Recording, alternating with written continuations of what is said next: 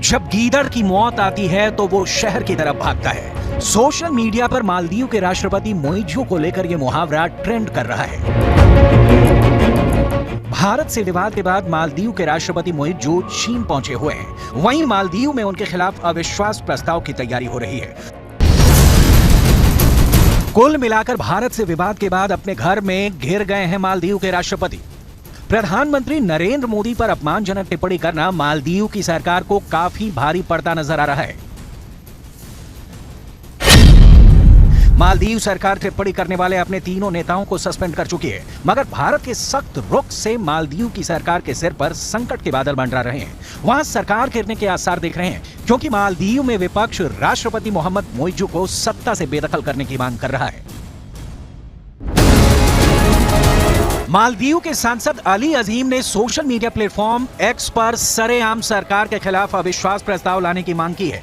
उन्होंने लिखा कि मालदीव के राष्ट्रपति मोहम्मद मोइजू को उनके पद से हटाने के लिए कदम उठाए जाने चाहिए। यानी भारत विरोधी कदम उठाकर मालदीव की सरकार ही खतरे में पड़ गई है। मालदीव के पूर्व खेल मंत्री अहमद महलूफ ने कहा है कि भारत के बॉयकॉट का मालदीव की अर्थव्यवस्था पर गहरा असर पड़ेगा। मुझे चिंता है कि हमें दोनों देशों के बीच विवाद का खामियाजा भुगतना मुश्किल होगा।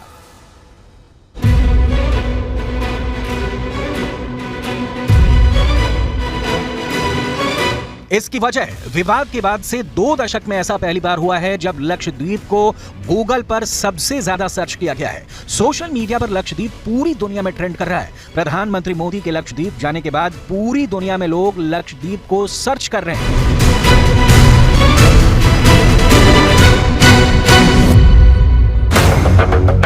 इस पूरे विवाद पर न्यूज 18 इंडिया ने लक्षद्वीप के प्रशासक प्रफुल्ल पटेल से बात की। उन्होंने लक्षद्वीप का दौरा करने के लिए प्रधानमंत्री की जमकर तारीफ तो की ही, ये भी कहा कि लक्षद्वीप पर्यटकों का स्वागत करने के लिए तैयार है। सच बताएं तो जो होना चाहिए इतना 7 दशक तक नहीं हुआ है, वो पीड़ा का विषय है। लेकिन टूरिस्ट की जितनी भी आवश्यकता है, इसको पूरा करने के लिए हम पूरी ईमानदारी से, पूरी निष्ठा से, पूरी ताकत से लगे हुए हैं। वहीं प्रधानमंत्री नरेंद्र मोदी की ये तस्वीरें मालदीव के घर घर में देखी जा रही हैं। मालदीव की सत्ता के गलियारे से लेकर आम लोगों के बीच बस इन्हीं तस्वीरों की चर्चा है। वजह है भारत में चल रहे बॉयकॉट मालदीव का कैंपेन। अभिनेता अमिताभ बच्चन से लेकर क्रिकेटर सचिन तेंदुलकर तक मालदीव के खिलाफ पोस्ट कर चुके हैं।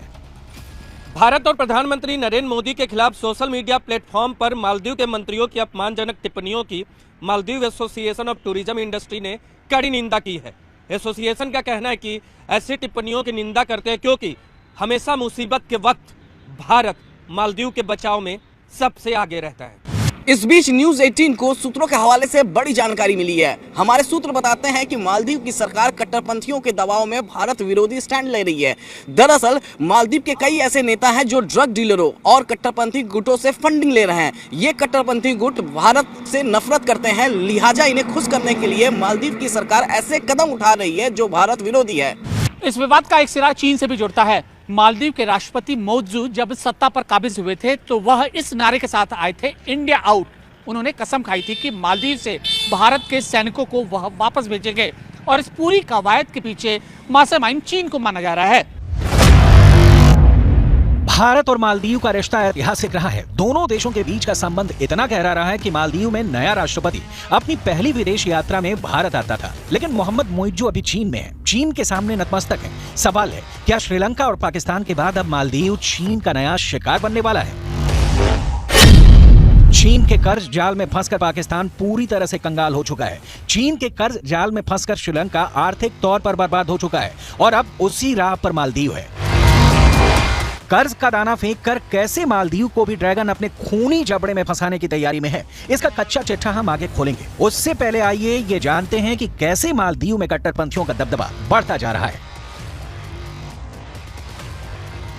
न्यूज 18 की इन्वेस्टिगेशन में मालदीव के बारे में बड़ा पर्दाफाश हुआ है। खुफिया रिपोर्ट्स के मुताबिक मालदीव की बनी नई सरकार और यहाँ के राष्ट्रपति कट्टरपंथियों के हाथों की कठपुतली बन चुके हैं और बैकडोर से सरकार पर पूरा कंट्रोल इन्हीं कट्टरपंथियों का है। ये रिपोर्ट सामने आई है कि मालदीव के राष्ट्रपति ने कट्टरपंथी संगठनों से ये वादा किया था कि वो हर हाल में भारत को मालदीव से आउट करके ही दम लेंगे और इसी एजेंडे को पूरा करने के लिए मालदीव की जेलों के जरिए आतंकियों और ड्रग तस्करों का नेटवर्क मजबूत किया गया है। अब जो जानकारी आप तक पहुंचाने जा रहे हैं वो बेहद खास है, बहुत अहम जानकारी। न्यूज 18 इंडिया को सूत्रों से मालूम चला है कि बीते कुछ साल में बड़ी तादाद में, बड़ी संख्या में मालदीव से युवा सीरिया में आतंकी संगठन ISIS में शामिल हो रहे हैं। इतना ही नहीं, कट्टरपंथियों के गुट मालदीव के राजनीतिक दलों को पैसे तक पहुंचाते हैं और साथ ही साथ मालदीव के राष्ट्रपति मोहम्मद मुइज़्ज़ू के इन कट्टरपंथियों से रिश्ते भी हैं। यह बहुत बड़ा खुलासा है सूत्रों के हवाले से, और इस वजह से वहां की सरकार उन कट्टरपंथियों के इशारे पर काम भी कर रही है। आगे बढ़ते हैं। ये कट्टरपंथी मालदीव को एक कट्टर मुस्लिम देश बनाना चाहते हैं, इसलिए वो भारत के खिलाफ खड़े हैं, जबकि भारत और मालदीव की दोस्ती काफी पुरानी रही है।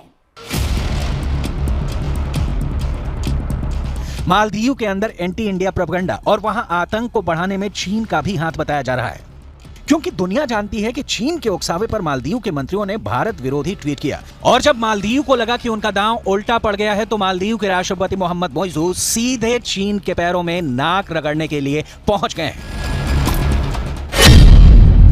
पिछले कुछ वर्षों में मालदीव ने चीन से भारी कर्ज लिया है।